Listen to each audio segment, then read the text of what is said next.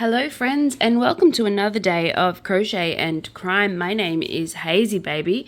Today is the 26th of April 2023 and I am trialing a new video format, so please bear with me. If you prefer this format to my other videos, then leave me a comment in the link below. Otherwise, I'll go back to the whole seeing my face thing, but I really feel like it's not needed. Today, I am going to be working on Eevee still. As you can see, I have finished the rectangles for the ends and I'm joining them together. So that's what I'm going to be doing today while chatting to you about some Australian crime. So I have a few updates for you guys today. One of them being about, let's see. In the meantime, while I'm loading this, if you could please like and subscribe if you haven't already done so, that would be absolutely fantastic and I would appreciate it. Okay, so on Serial Killer Saturday, where I talk about serial killers, I spoke about Kathleen Fobig previously, and I have an update on her case. So let me give you a little bit of information. So, reasonable doubt. So, Fobig, guilty for killing her 4 children, an inquiry told. So, if you remember from my videos, or if you don't know, just go back and have a look at Serial Killer Saturday and you'll see there is some talk there about Fobig. So, Kathleen Fobig was a woman who murdered 4 of her own children, all of her children actually, and she is alleging that she didn't murder them, that they in fact had 2 different genetic disorders. She was convicted of murdering her children after her husband raised the alarm to the police, basically saying that he'd found a diary entry of her diary actually specifically, and a couple of the diary entries were quite troubling to him, and he was under the belief that his wife had murdered their children. So she was found guilty and she tried to appeal her sentence several times, but has been declined and remains in prison to this day. However, she has put forward a case for reasonable doubt. So there is a reasonable doubt that Kathleen Fobig is guilty of killing her 4 children, says a senior barrister assisting an inquiry about her convictions.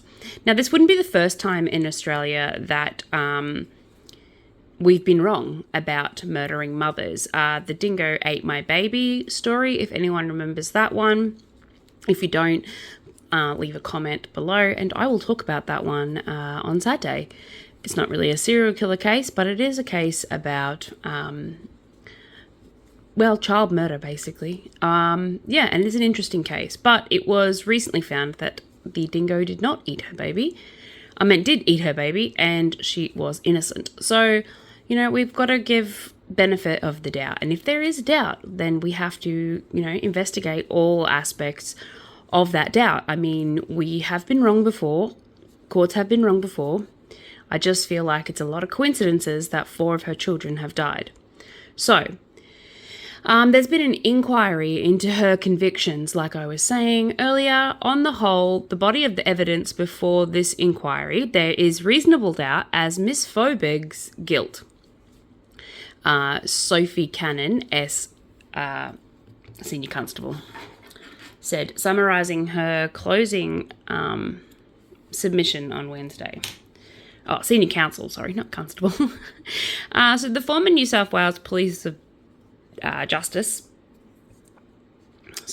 Chief Justice Tom Bathurst KC is heading the inquiry, triggered by a petition from a bunch of scientists. #science! So Mr. Bathurst will provide a report for the governor on whether to exercise the Royal of Mercy, a power Department of the Community and Justice describes as rare and exceptional. So Fobig's case is similarly rare and exceptional. She was jailed in 2003 for killing 4 of her children and is serving a 25-year minimum sentence after being found guilty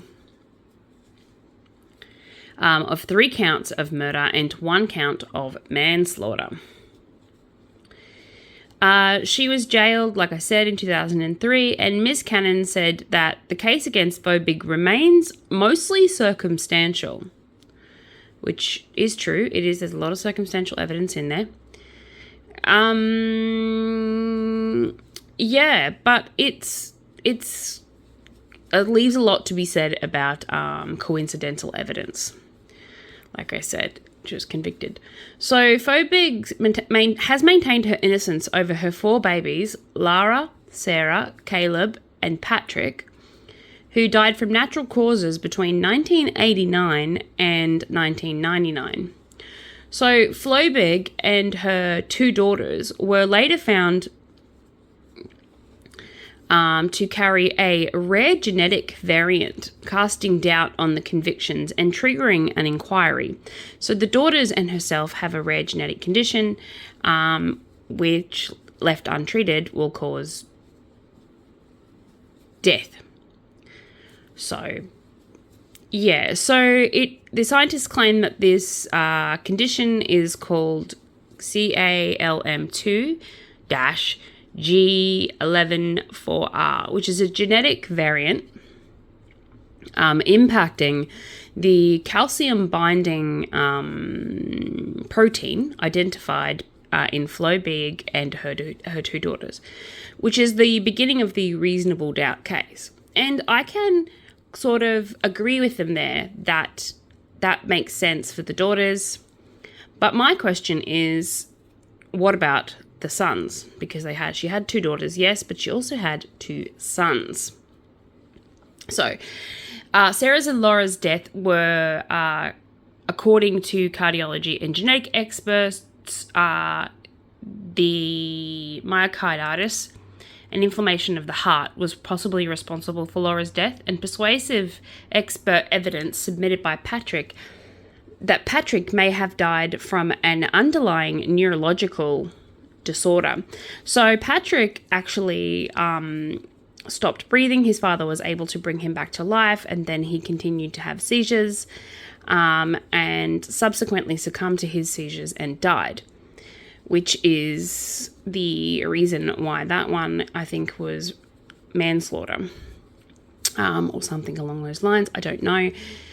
But, yeah, it's hard to say. So the cause of Caleb's death at 19 days remains undetermined. So that was the one child they don't have any evidence for. So scientists don't have any evidence on how that child died. There's no information in the coroner report or any of that kind of jazz. So, hold on, I just square these off together. Just give me a second.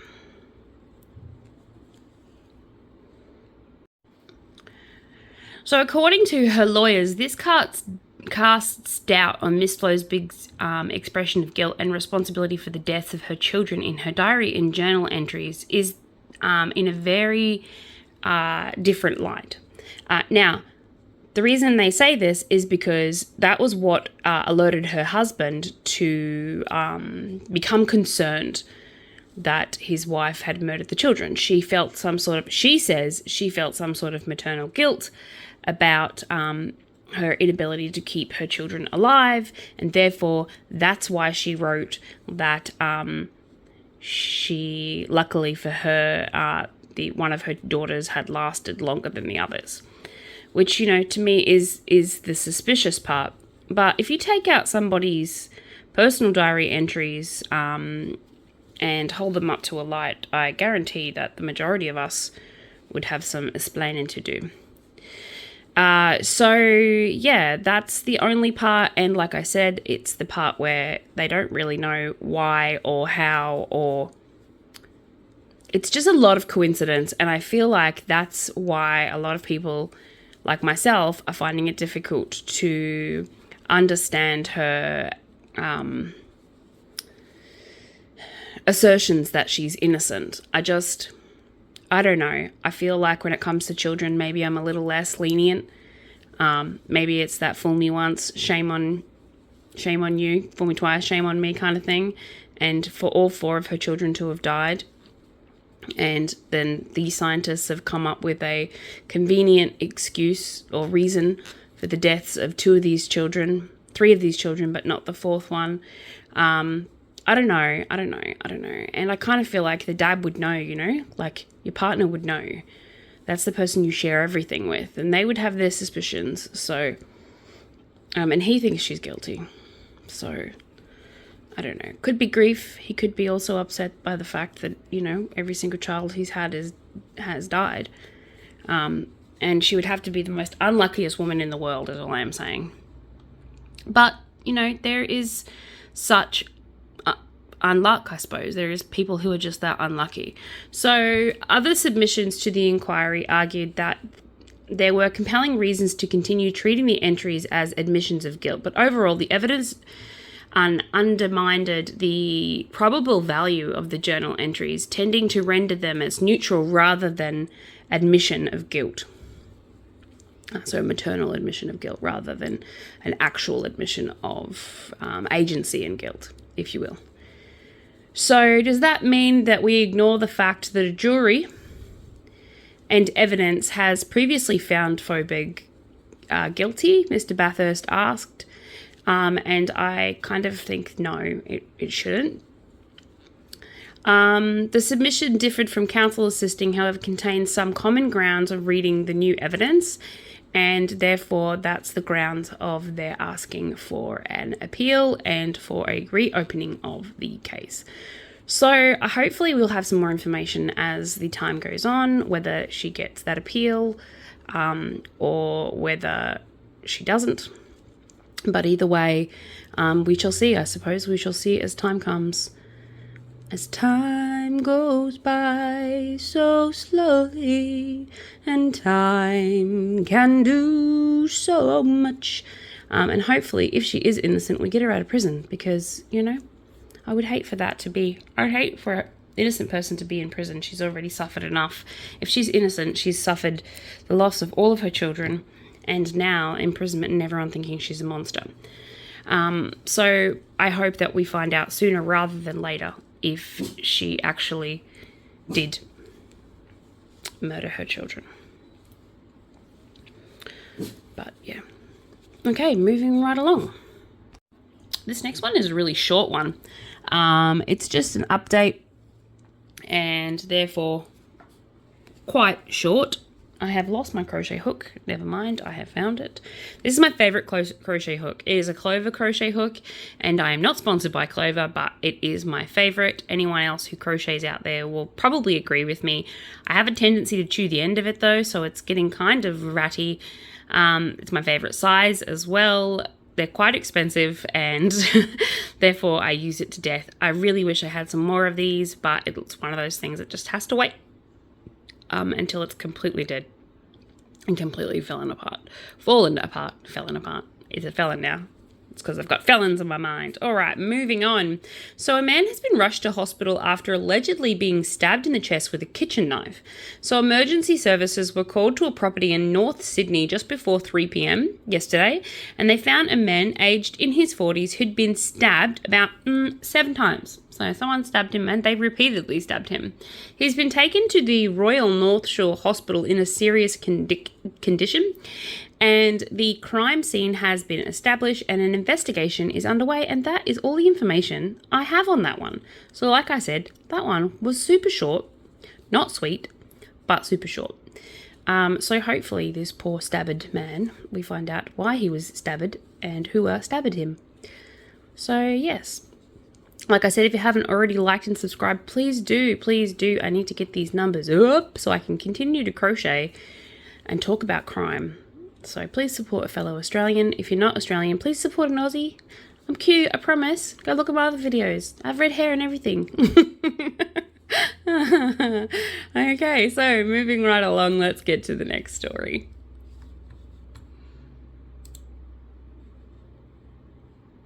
Alrighty then. So this next story is about Charlie Nowland, 47-year-old, has been charged with the manslaughter and criminal neglect. So a 47-year-old woman who has been charged with the manslaughter in relation to the death of a 6-year-old girl in July last year, so 2022. Where am I? A woman has been charged with manslaughter over the death of 6-year-old Charlie Nowland. So Charlie was found unresponsive in her family's home in Adelaide's northern suburbs in last July in 2022. She was taken to the Lyle McLuhan hospital, where she was confirmed dead on arrival. Police subsequently mounted an investigation into the circumstances of the young girl's death, with detectives expecting criminal neglect causing death. So police confirm on Wednesday morning a 27-year-old woman has been charged with the manslaughter of Charlie, and she has also been charged with criminal neglect in relation to 4 other unidentified children, probably Charlie's siblings, one would assume, and the woman will appear in Adelaide's Magistrate Court today. So I hope I will have some more information on that one and be able to update you guys tomorrow or the next day or whenever I can, research and find that information.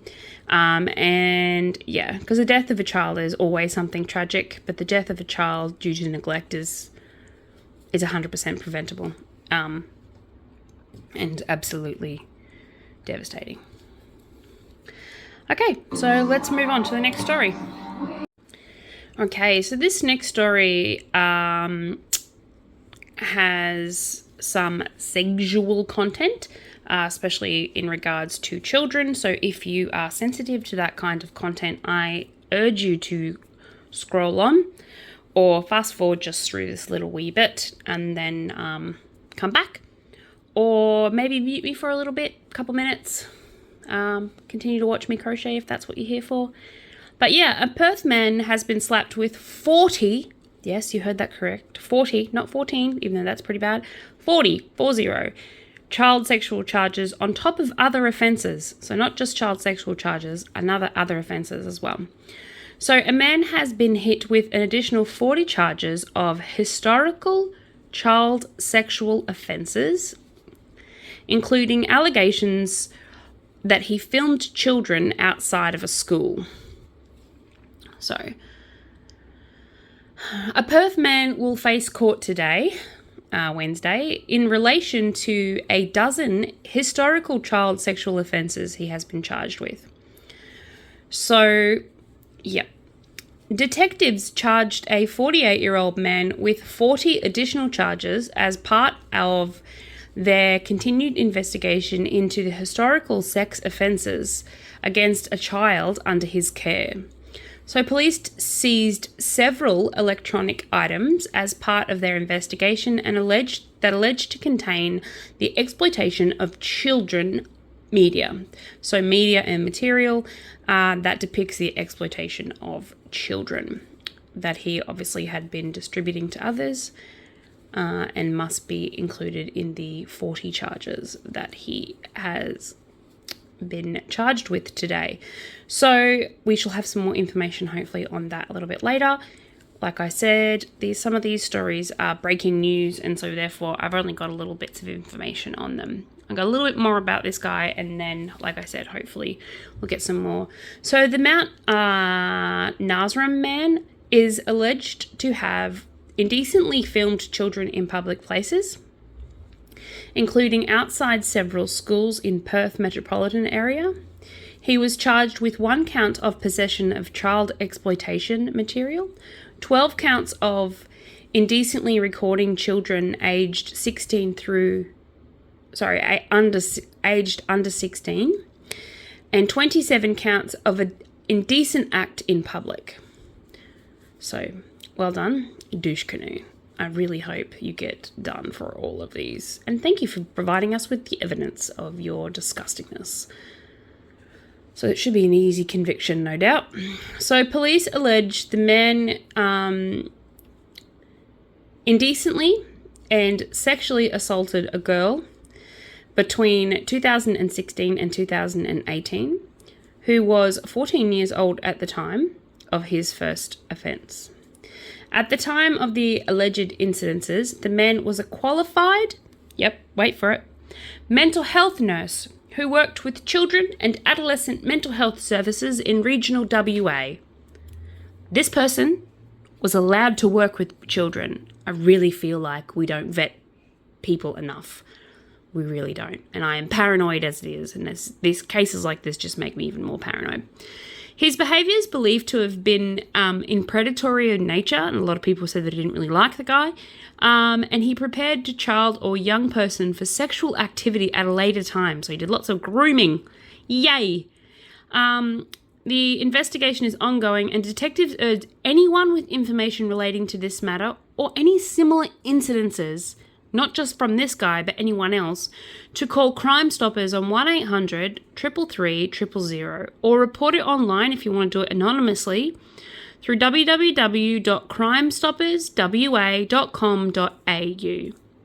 It is very, very vitally important that we speak about these things, and I know sometimes they are hard to hear, and I 100% appreciate that they are hard to hear. However, if we don't talk about them, they remain on the other side of the door. If we don't talk about them, then everybody just becomes complacent and they think, oh, not in my town, not my neighbour, not my friend, not my children. And when we don't talk about these things, we allow these people to continue to live in our society and continue to prey on those who are weaker, those who are innocent, and they take away those innocence, and those children will never ever be able to get that back. And so it is really important that we stop silencing those victims of sexual abuse, and that we stop blaming them, and that we start really vetting these people. And you know who should get the benefit of the doubt? The children should. It should be that they are guilty until proven innocent when it comes to sexual assault against children.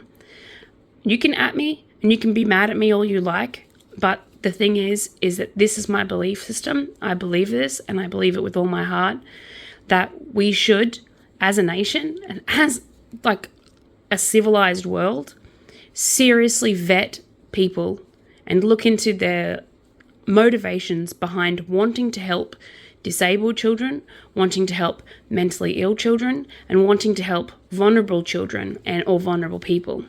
Because time after time after time, it seems to be that the most vulnerable in the people in the world, the ones we should be protecting the most, are getting the least protection.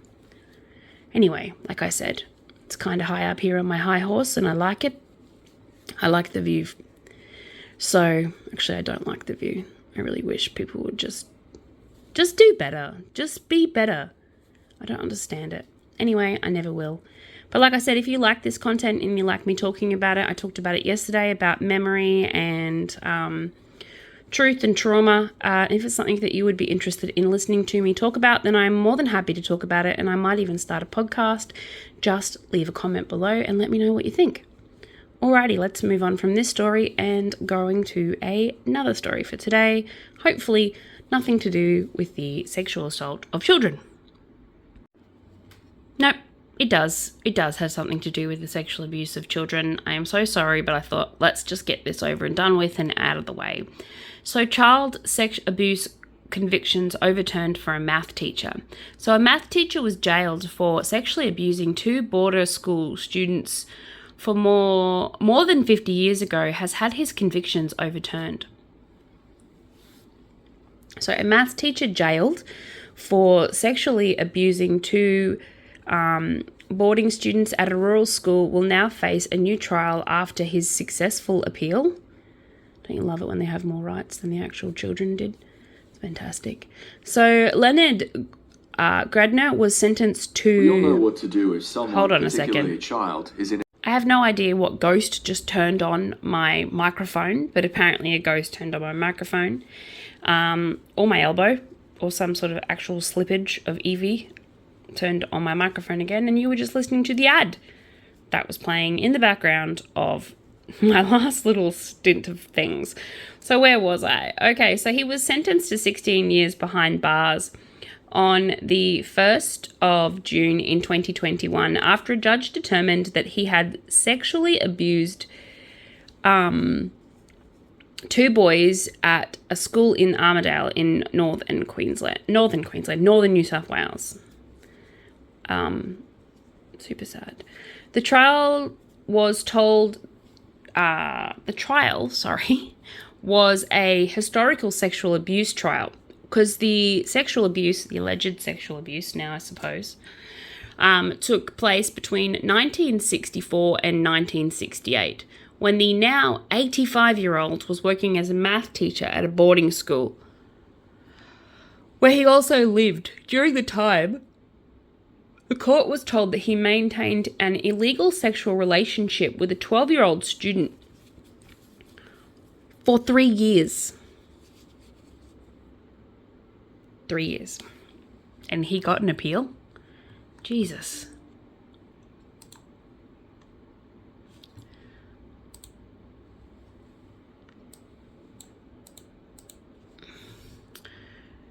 Okay.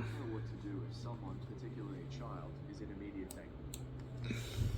I have no idea what's going on with my computer at the moment.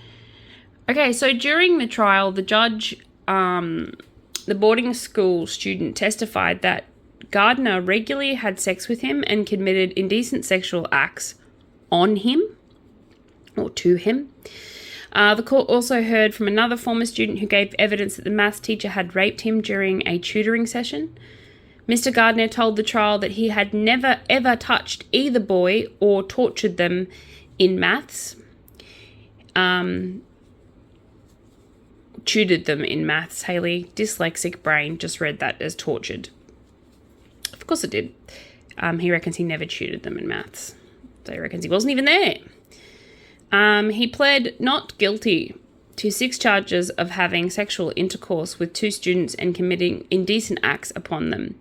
So Judge Jennifer English found the teacher guilty of sexual assault of the 2 students and sentenced him to a minimum of 11 years in jail. On Monday, the Court of Criminal Appeal quashed the conviction on the grounds of appeal. Justice Christine Adamson, Richard Button, and Sarah McNaught found Judge English denied the applicant procedural fairness in her judgment. And this is the reason why when people watch these cases, they think, oh, why is the judge being so, fickle? And why is the judge being so specific, not fickle, about these things? And it's so that later on, people can't come back and say, oh, I wasn't allowed, fairness. I didn't get to have my say. Anyway, so we all know what I think about that. So when handing down her decision, the judge said she found Mr. Grainer unconvincing and questioned his authenticity while giving evidence. I found the accused evidence to have the hallmarks of a person playing a role, she said, which is her opinion. Tim Game SC argued that the judge did not confine her observations to the hours when the teacher was giving evidence or point to any specific behaviours that led her to this conclusion. It was just a general feeling that she had. And apparently judges aren't allowed to have feelings. So the Court of Criminal Appeal agreed that the maths teacher has been denied an opportunity to respond to the judge's observations of his demeanour through the 11-day trial. His credibility has been found wanting, in part because of an unspecified matter which he was not given fair notice, the judge wrote in their judgment. In her sentencing, Judge English determined the questions to one of the students and the locations of the alleged sexual assaults had cast doubt on Mr. Grander's testimony. The Court of Criminal Appeal found the judge's conclusion was flawed. This is why I couldn't be a judge. Mr. Game told the court that his client should be acquitted after spending nearly 2 years behind bars for offences allegedly committed more than half a century ago. It doesn't matter when you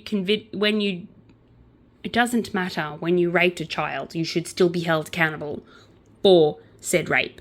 Just saying. I'm so salty right now. I'm saltier than a silver side, I swear to God. They noted that Mr. Granger was still of sound mind, despite being 85 years old, and the allegations were very serious. Duh, of course they're very serious. The Crown's case was apparently strong, which is good, and it would not be in the interest of justice of the court in order to acquit him of being the alternative to retry him under certain circumstances. So at least if they didn't acquit him, he will be retrialed instead, and hopefully he will get to have his say, and then he can ride off back to where he came from. How's your mother? That's what I say. Piss off. Piss off. Okay, moving on. This next one is a little bit more comical, I suppose. It is dramatic footage, body cam footage, which captured the moment of a man as he was arrested following an alleged assault in the early hours of this morning. I made that music because the video itself is actually quite comical, and if you can Google it. It's pretty funny. He's chasing down this guy. So dramatic footage has emerged of a Queensland police officer chasing down and arresting a young man after he allegedly assaulted someone in the early hours of the morning. The footage captured on the police body-worn camera shows the officer running across the Gold Coast light rail track to confront the alleged offender. After chasing him across the park, the man is restrained on a footpath. So it just looks like he football tackled him, like, football tackle. How about that, bros? Catch me outside. Eshay. Sorry, I don't. I'm just having such a good time with this. The 21-year-old man was accused of assaulting another man in Surfers Paradise, and the body cam footage catches his arrest. In a statement, the Queensland Police said that it would be alleged that the 21-year-old from Upper Coomera man assaulted a 34-year-old man from behind, forcing the latter to fall to the ground near a light rail station on Cal Avenue at 2:50 on Tuesday morning. So the man had allegedly been in a verbal altercation, earlier in the night. So the two of them had been causing quite a fuss. And the footage captures one officer saying, "All of you, stop!" And then he runs into the scene. "Police, stop," the officer said as the man tries to flee. Actually, you really have to watch it. It is super duper funny. The police spokesman said the accused was taken into custody nearby, and the 34-year-old man was transported to hospital with a non-life-threatening injury. He said, and the 21-year-old has been charged with assault and obstructing police and will face the Southport Magistrates Court. Southport Magistrates Court, doesn't that sound fancy? On May 8th. Police said two teenagers, 15 and 16, were also assisting police.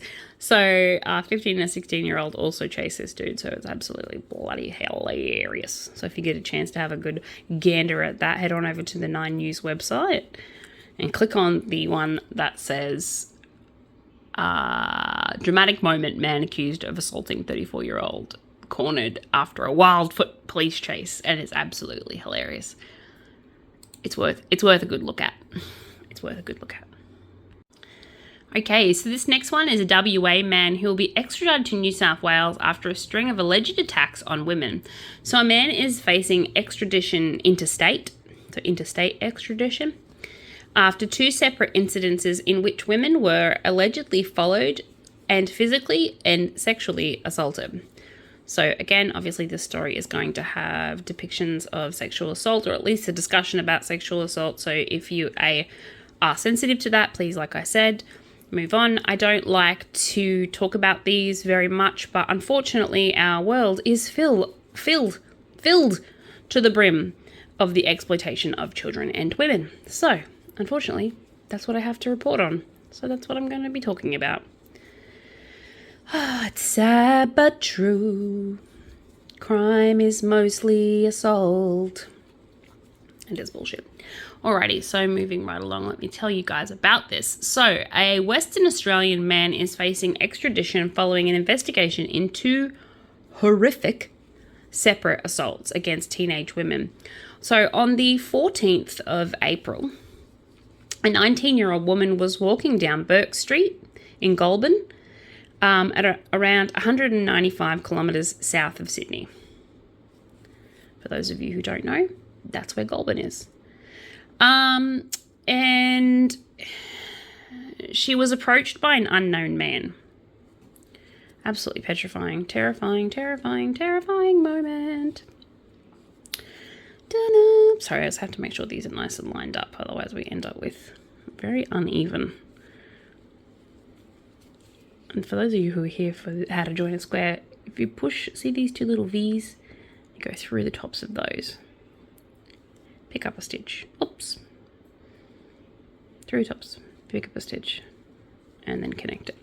I don't normally do it this way. It's just, I really like how raised it is when you connect them in the middle. And it gives that really pretty raised edge. Alrighty, so the man allegedly followed her a short distance before grabbing her and throwing her onto the ground. She was allegedly punched several times in the face and lost consciousness. Don't know whether that's a better thing or a worse thing. When the man sexually assaulted her while she was unconscious. After regaining consciousness, she ran for help and was taken to the Goulburn police station and later to the hospital to treat her facial injuries and to get a rape kit. 1 week prior to that incident, New South Wales police were investigating a similar occurrence. About 10:30 p.m. on April 5th, an 18-year-old woman was walking down Blackshaw Road when she was approached by an unknown man.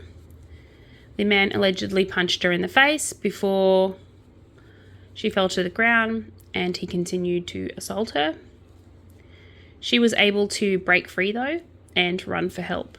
She was later taken to the hospital, also for facial injuries, but luckily he hadn't been able to complete her sexual assault. She is still traumatized, though, and she will still be scared for the rest of her life. Strike Force detectives executed a search warrant at a home on Bradley Street in Goulburn at 8 a.m. on Sunday, where they seized a number of items for forensic examination. After the investigation, officers from the Western Australian Police Force Rapid Response Apprehension Squad, it's a mouthful, arrested a 41-year-old man at a home in Fremantle in WA at about 10:30 p.m. on Sunday night.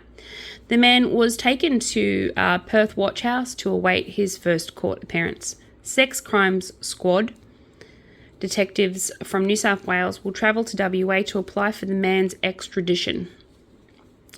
And I wouldn't be surprised if he has sexually assaulted other people in other states. So I guarantee we'll be getting an update on that one. And I guarantee there will be more victims that come forward. Because a lot of victims don't come forward. Because it's just, they know that there's just no justice, guys. I honestly, there is rarely justice. And as you've heard from all of these cases that I often talk about, it feels like the perpetrators have more rights than the victims do, and it's absolutely devastating. So an investigation continues along with information. They're asking for information, any information that may assist detectives, and you are urged to contact police. If something like this has happened to you, please do contact the police. Please do let it be known. I know it's a lot of hard work. I know it's hard. And I know sometimes it might not seem worth it, but if you be the voice that is heard, maybe, just maybe, you might stop somebody else from being assaulted or worse, murdered. Not that it's your responsibility to do that, but I'm saying that you do what is best for you, mental health-wise. I'm just saying that I feel like that was my reasoning anyway. My reasoning for coming forward was because this person was allowed near other little children, and I wanted to make sure that that would never happen again, that they wouldn't have the access to children. But that is me, that is what I chose to do, and I do not look down on anyone else who chooses to walk away and not have anything to do with anyone else with the case. Because sometimes it's hard. It's really, really difficult to talk about this stuff. It's really difficult to go through the court process. It's not easy. And I think anyone who has that amazing ability to stand up for themselves and for others, good on you. But if you have to protect your own mental health and you have to protect yourself, then you do that. Go straight ahead and you protect yourself. Because at the end of the day, no one else has to carry your trauma. You do. You have to carry that baggage. You have to walk around with it every day. You have to go to bed at nighttime. You wake up screaming. It's you. It's no one else. So don't let anyone else bully you into doing anything you don't want to do. You've already lost your autonomy and you've already lost the ability to stick up for yourself. And so you do whatever you need to do. And in the end, hopefully, just hopefully, you might be able to get a good night's sleep. Okay, so this next story is about a girl who actually has gone missing. So we're searching for an 11-year-old missing Eliza Gleaney. As we enter the second day, family holds out grave concerns. So an urgent search is underway for the 11-missing-year-old girl. So Eliza Gleaney was seen at the Elder Court Crescent in Nowra, about 160 kilometres south of Sydney, at 6 p.m. on Thursday. Actually, so it's been a few days. Her family, as well as New South Wales police, are deeply concerned about her safety due to her age. She is described as being Caucasian in appearance and around 150 centimetres tall, with long dark hair and hazel eyes. I have looked up and I don't see any information about her being found. So if you do find her, please, or if you see someone matching that description of about 150 centimetres tall, small build, dark hair, hazel eyes, and wearing a yellow Pikachu jumper with grey pants was what she was last seen in, they would like you to contact the Crime Stoppers on 1-800-333 000. She was known to frequent the Nowra CBD area and was last seen, like I said, in a yellow Pikachu jumper and grey pants. And I will hopefully have an update on that one, and hopefully they'll find her and she was just went for a wander and got lost. Let's hope for that. Let's pray for the best. So you're in my prayers and I hope they find you soon, little sweet one. Alrighty, so this last story is about drugs. And we are on our last square, and then I have finished this side. So that's exciting. That's very, very exciting. If anyone would like to know this, I don't know what this stitch is called. I just call it the Space Invader stitch because it kind of looks like that when it drops down.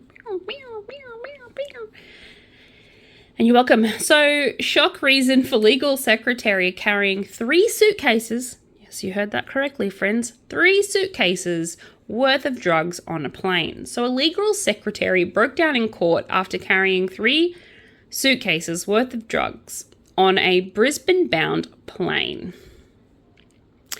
So, of course, she broke down. She got caught. Why else? What was her reasons? Let's see. Let's see what her reason was. Shall we? So, a legal secretary who was keen to impress her then drug trafficking fiance. That is the shittest excuse I've ever heard, you weak person. Anyway, carried 3 suitcases worth of marijuana onto a plane bound for Brisbane for him, the court has been told. Oh, it wasn't even any hard drugs. It's just marijuana. Calm down. Emily Louise Ross cried in the dock on Brisbane Supreme Court as the details of her role for major trafficking operation, estimated by the judge to be worth more than, $7 million. Okay, $7 million worth of marijuana is not just marijuana. That's a lot. That's a fair bit. So she had more than 45 kgs of it, along with substantial amounts of cocaine. There you go. There's me doozy. Methamphetamines and cash. She was seized after police surveilled the young woman when she touched down at Brisbane Airport on December 2019. Like, girl, you just went hard. You're like, if I'm going to go hard, I'm going to go hard or go home. I'll go to prison, actually, because that's ridiculous. Ross had carried the drugs in 3 suitcases after flying from Sydney to Brisbane and delivered them to her then partner, Paul Liu. Jeebus, woman, that's a lot of drugs. That's a lot of drugs for one person to be carrying. Also, did she think she could get that through customs? It was extremely serious conduct. Sorry, I know I'm laughing. The Crown Prosecutor, Natalie Leem, told the court she would have been aware of the substantial amount of drugs that she was carrying. Yeah, 3 suitcases worth of drugs is a lot of drugs just to be accidentally carrying. And it was 100% for commercial purposes because ain't nobody smoking 45 kilos worth of pot, just saying. Ross, 27, was ultimately jailed for 5 years, but Supreme Court Justice Lincoln Crowley ordered the head sentence to be immediately suspended. She pled guilty late last year on 3 counts of possessing dangerous drugs. The court was told that Rossi and Liu were engaged to be married at the time, and she carried 3 suitcases full of drugs on a Brisbane plane on December 23rd of 2019. So, Christmas time. Good job. After delivering them to Liu at the hotel room in Spring Hill, she handed him another suitcase and told to place it in a storage locker in Oxley. The suitcase contained 6.7 kgs of methamphetamines and 437 grams of cocaine. That's a lot of cocaine.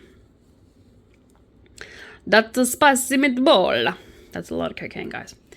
The court was estimated the value of the drugs in total was about $7 million, while the marijuana was only worth 1.36 million, which is the reason why I was like, whoa, that's a lot of marijuana. So I thought, wait, Jesus, the price of marijuana's gone up. Just kidding. But obviously it was more than marijuana. The police have been surveilling Miss Ross moments on the day and intercepted her as she was about to open Mr. Liu's storage locker. So, 2 firearms were found inside the locker, and police discovered just over 45 kgs of packaged marijuana and other amounts of drugs and cash when they searched Liu's hotel room. So Liu was jailed for 12 years in 2022, with the immediate parole eligible due to his served time in pre-sentence custody. Ross defense barrister Matthew Haynes told the court that his client was acting in isolation that took place that morning, which we all know is bullshit. Ross was supported by family and friends in the court on Friday. The court was told she had no criminal history, and Ross was temporarily involved in the drug operation. Yeah, because she was shit at it. Mr. Haynes and Ross had an unsettled early life, but obtained gainful employment as a legal secretary. Oh, don't go blaming your shitty childhood, love. That pisses me off. She had since turned her life around, starting a beauty business, she told the court.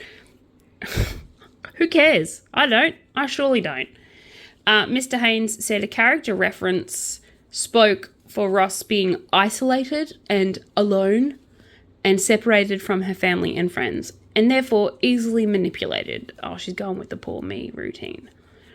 Look, love, you chose it. You picked it. Don't go now saying, it was peer pressure. I felt like I was alone and isolated. Nah, bitch, you loaded 3 suitcases up with drugs and you took them across the border, and I see photos of you. You're smirking like a Cheshire cat. So you knew exactly what you were doing. And the surveillance, you look happy as. You're only sad and crying when you got caught and you ended up in prison. Anyway, so her barristers said that was why she was so easily pliable, because she was isolated and alone. Blah, blah, blah. Here, look, it's a tiny violin, just for you. In sentencing Ross, Justice Crowley took into account her exceptional circumstances presented in the case, including a woman's need to care for her 1-month-old baby. Supporters expressed relief outside court, hugging Ross as she left the dock, following court. And it's all happy days, people, because, you know, it wasn't her fault. A man made her do it. And you are the reason why men think we are fucking weak. Anyway, that is that side done. So 2 sides done, and I will attach them to the main body of Evie, and she is done for today until I then go around and around and around and around and around I go. If you would like to order a piece of art of mine, then please leave a comment below and I will get in contact with you. I am more than happy if you have any suggestions about something you would like to see or something you would like me to talk about. Please leave a comment. I love the comments. I read them all of the comments I read. Just because there isn't that many. I don't have that many followers yet, but hopefully those numbers will increase. And I hope you guys like this content, and I will see you tomorrow. From one human to another, have a wonderful day.